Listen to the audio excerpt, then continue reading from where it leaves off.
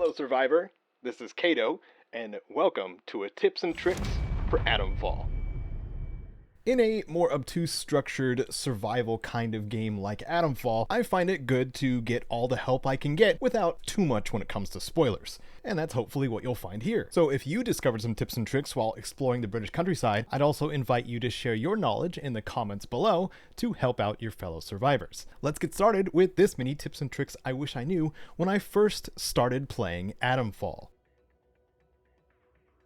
This first tip is to help clear the air. What kind of game is Atomfall? This is not just British Fallout, despite what you may have been told, and it's more of a game that seems to draw a lot of its inspiration from things like Stalker and Metro, especially when it comes to things like exclusion zones, nuclear disasters, and weird science fiction-y happenings within. So you'll find a game with a more serious tone when it comes to atmosphere and survival. If you are just about to jump in, make sure your expectations are not a wacky Fallout adventure and instead something a little more grounded and maybe a bit more challenging. If you had no expectations to begin with, well, that's probably the better way to go about this game anyway. If you're like me and don't like having to hold the activate button down for a bunch of functions like crafting, opening doors, looting bodies and crates, equipping weapons from the ground, and so on, going into the game's options and turning on use hold toggles lets you tap to start and stop instead. This way you can be nicer to your fingers, and opening doors and containers will be harder to interrupt. Atomfall does let you take the life of anyone you please in the game, including non-player characters that'll help the story along or trade you valuable goods. And the game will account for that and still allow you to complete it. But I will say, I don't know if a kill everything run is fully possible, because common enemies that aren't named seem to respawn pretty aggressively if you leave an area and then come back. So just keep that in mind. If you're planning on being a cold-blooded killer in Atomfall, I recommend sticking to the people who aren't just generics. If you're morbidly curious on how that plays out, my buddy Bad Company Sarge should be starting up his Kill Everything run, which will be linked down below if you're interested. I'm sure this is a burning question for some of you. Yes, you can be a stealth archer. That's all. I just figured you'd want to know. Unless I'm missing something, arrows don't seem to be craftable, so you might need to make trips to Casterfell Woods if you run out. You can also be a stealth chucker. Knives are one thing, but I found axes to be particularly enjoyable. There's one other setting I want to suggest if you're not against a slight difficulty modification. Infinite Sprint is at the bottom of the advanced options for gameplay, and while it sounds like a cheat, sprinting will still max out your heart rate, which affects your combat ability. Since leads will send you all over the map, this just makes it so you don't have to slow down to recover heart rate if you're just trying to get somewhere, but will still punish you if you've been sprinting a lot and run into combat. But I consider that a fair trade to get around a little bit more efficiently without a fast travel system.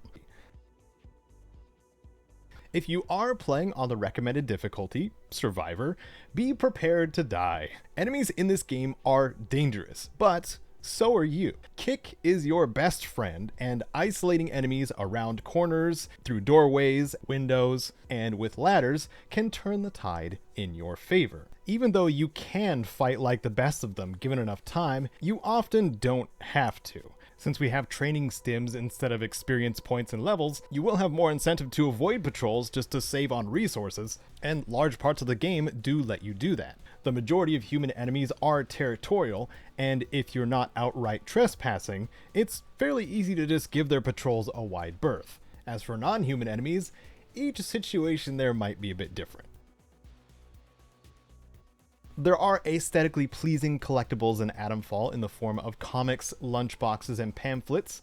I find these to be mainly for world building and achievement purposes, if you're after those, but the main thing to look out for are the more practical ones, the training manuals, which will open up more skills that you can unlock with training stimulants. When it comes to manuals too, there seems to be at least 2 of each available depending on your choices in the game.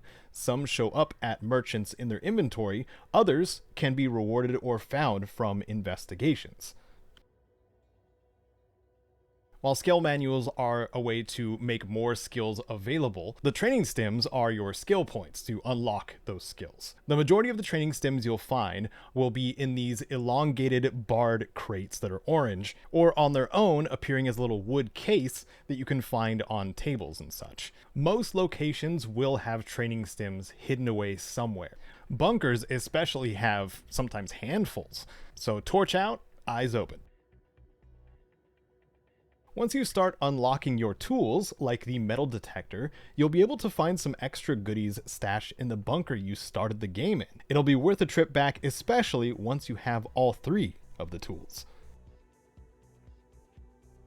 Speaking of tools, the torch, or flashlight, not only helps light up your field of vision, but also causes lootable items to shimmer for a short time, making it easier to check for valuable materials and consumables, even in broad daylight. This will only highlight loose items, not crates, so you'll have to keep your eyes peeled for containers still. If you're also looking for an item you tossed into some tall grass, the torch might help you locate it.